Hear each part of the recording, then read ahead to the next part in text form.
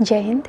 आज के इस वीडियो में हम बात करेंगे उत्तर प्रदेश पुलिस कांस्टेबल पद के लिए जो तैयारी कर रहे हैं उनके लिए, यानी कि जब उनके एग्ज़ाम होगा, उनकी ट्रेनिंग पूरी होगी और उसके बाद जब उनकी पोस्टिंग थानों पर होती है तो वहाँ पर कौन कौन से लोग नियुक्त होते हैं और उनका क्या कार्य होता है। आज के इस वीडियो में हम इतनी बात पर चर्चा करेंगे और यहाँ पे हम जो थाने स्तर पर निम्न कर्मचारी से लेकर थाना प्रभारी तक के जो पद हैं उनके बारे में चर्चा करेंगे, तो वीडियो को लास्ट तक जरूर देखिएगा। सबसे पहले बात करते हैं सफाई कर्मचारी की। जैसा कि नाम से ही स्पष्ट हो पा रहा है कि इनका जो कार्य होता है वो थाने परिसर में साफ़ सफाई का ध्यान रखना होता है और साथ ही ये आसपास के जो एरिया होते हैं, यानी आसपास के जो गांव क्षेत्र होते हैं वहीं के लोग होते हैं। इनकी भर्ती कोई अलग से नहीं की जाती है, ये आसपास के ही लोग होते हैं। इसके बाद बात करते हैं चौकीदार की। जो चौकीदार हैं उनको ग्राम प्रहरी के नाम से भी जाना जाता है और ये भी आसपास के जो एरिया होते हैं उन्हीं के लोग होते हैं, वहीं के।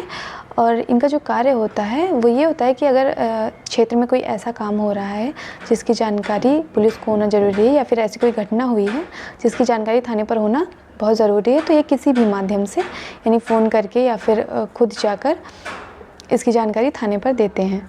और इनका भी एक अहम रोल होता है क्योंकि आसपास की जो जानकारी हैं वो इन्हीं के माध्यम से थाने तक पहुँचती हैं। इसके बाद बात करते हैं होमगार्ड और पीआरडी की।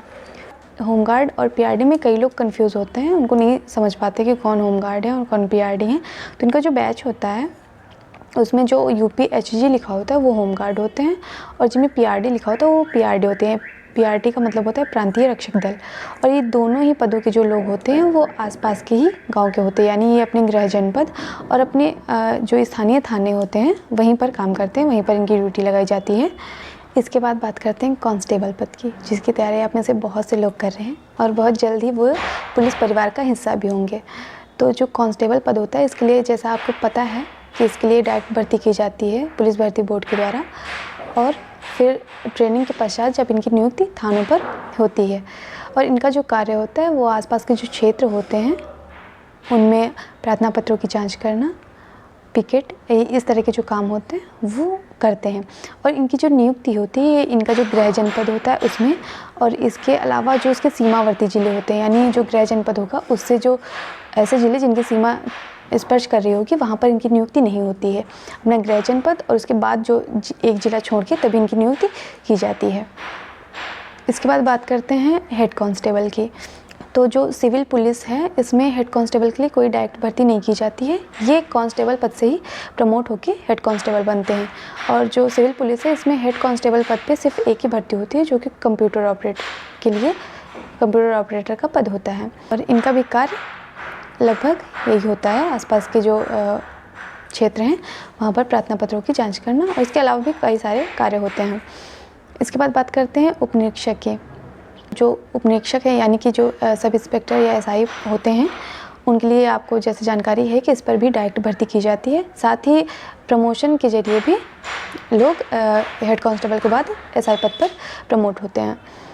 इनका जो कार्य होता है वो क्षेत्र में विवेचना करना, मुकदमे आदि जो लिखे जाते हैं, इनका यही कार्य होता है। और इनकी भी नियुक्ति का सेम वही प्रोसेस है जैसा कांस्टेबल का, कि अपने गृह जनपद में नहीं होगी और सीमावर्ती जिलों पर भी पोस्टिंग नहीं होती है। इसके बाद बात करते हैं जो थाना प्रभारी होते हैं, यानी एसओ या एसएचओ का जो पद होता है उसके बारे में। यानी कि थाने पर जो भी कर्मचारी नियुक्त होंगे वो सभी इन्हीं जो एसओ या एसएचओ या थाना प्रभारी होंगे इनके अंडर में काम करेंगे। जो थाना परिसर के सबसे बड़े अधिकारी यही होते हैं। तो आपको ये वीडियो कैसी लगी आप मुझे कमेंट करके बता सकते हैं। और इसके अलावा आपको अगर और कोई अन्य जानकारी चाहिए इससे जुड़ी हुई तो आप मुझे कमेंट करिए, मैं अगली वीडियो में आपको जानकारी दे दूँगी।